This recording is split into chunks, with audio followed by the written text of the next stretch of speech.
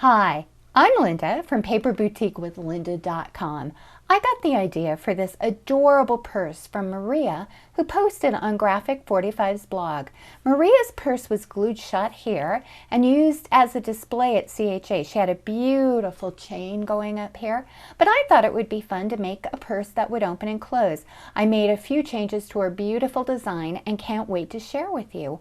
It is the perfect size to hold a chapstick or small nail polish. Let me open it, and I think you can see in there I have two adorable little, I'll go ahead and move this aside, little bottles that I purchased at Walmart. They're called bonbons, and they're just cute little nail polishes.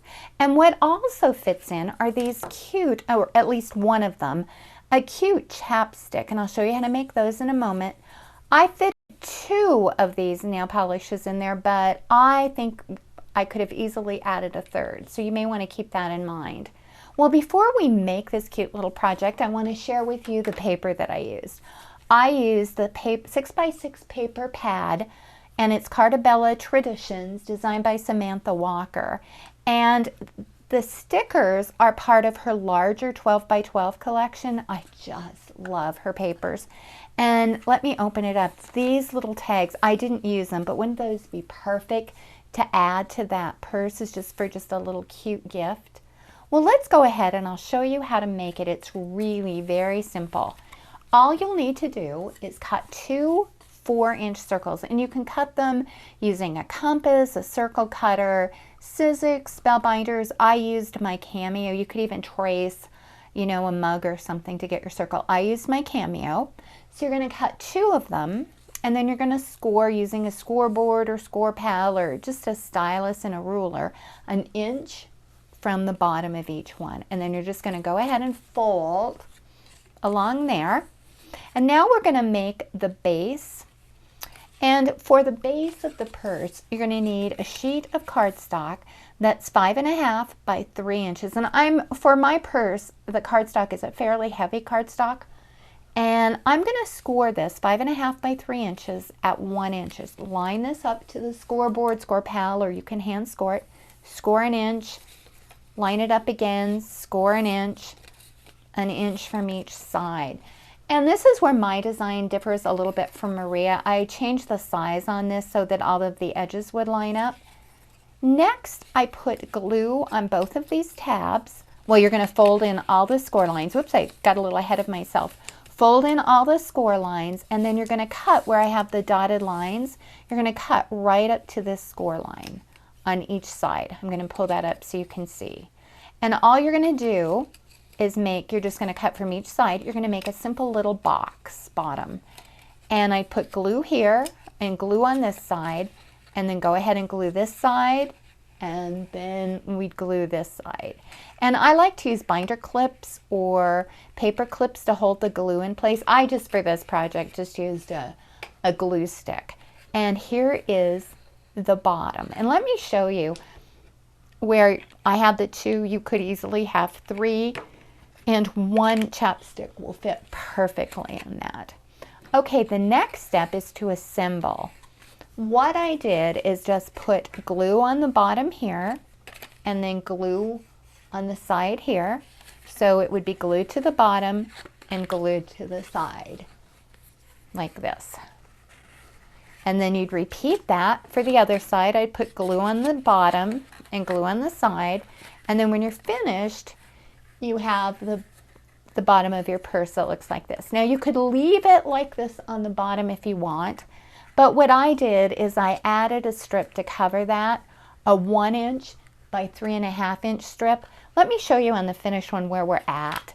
We've already made this little base, and I love using the double-sided paper because it looks so finished.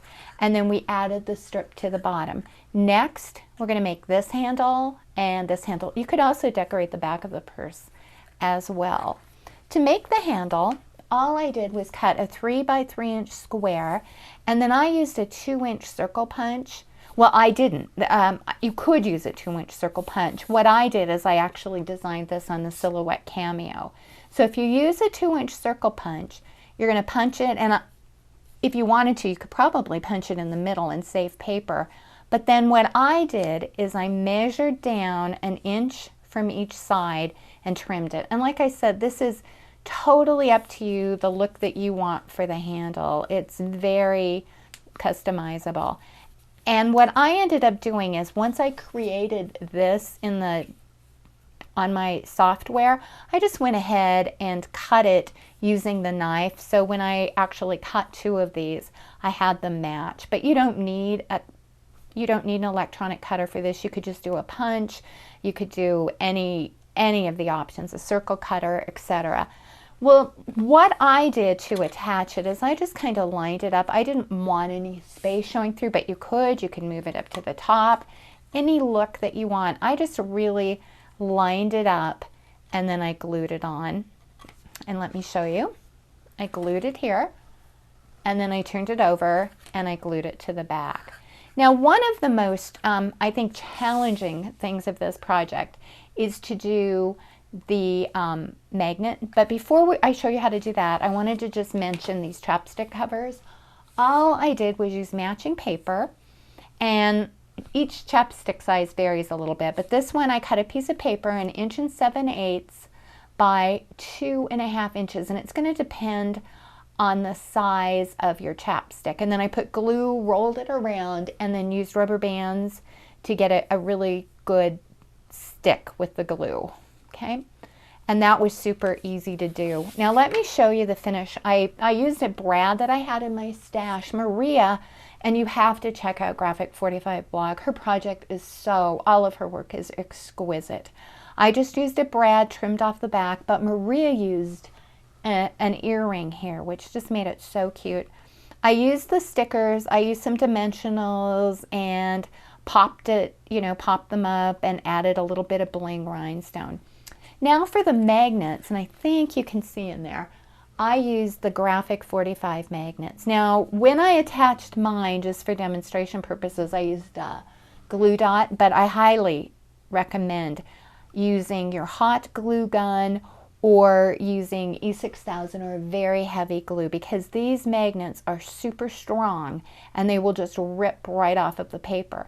So to help with that, I either sandwich my magnets between two pieces of paper or I cover them. In this case, I couldn't sandwich them because there wasn't anything to sandwich them between. So I went ahead and punched a little circle, glued it to the top, and that helps release some of the magnetic power of the magnets. And look at how cute that is. I just love this project. And let me bring in, I'll hold it up so you can see, and let me bring in the paper pad to show you once again. Well, I would like to thank you for watching, and please visit me at www.paperboutiquewithlinda for more projects and ideas. Bye-bye.